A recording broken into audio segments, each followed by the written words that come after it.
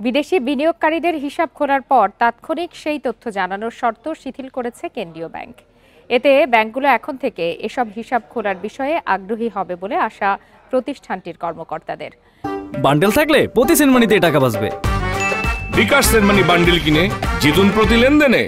কেন্দ্রীয় ব্যাংকের প্রজ্ঞাপনে বলা হয়েছে, অনাবাসী টাকা হিসাব বা এনআরটিএ ও বিদেশি বিনিয়োগের জন্য অস্থায়ী বৈদেশিক মুদ্রা হিসাবের বা এফসি রিপোর্টিং প্রয়োজনীয়তা শিথিল করা হয়েছে।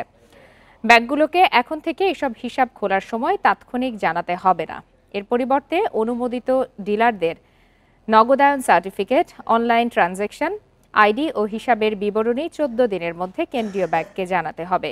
এমনকি বিদেশি তহবিল স্থানীয় মুদ্রায় রূপান্তর করা যাবে। এছাড়া অনিবন্ধিত বিনিয়োগের ক্ষেত্রে প্রয়োজনীয় খরচ মেটানোর পর হিসাবের স্থিতি অনুমোদন ছাড়াই বিনিয়োগকারীরা বিদেশে নিতে পারবেন।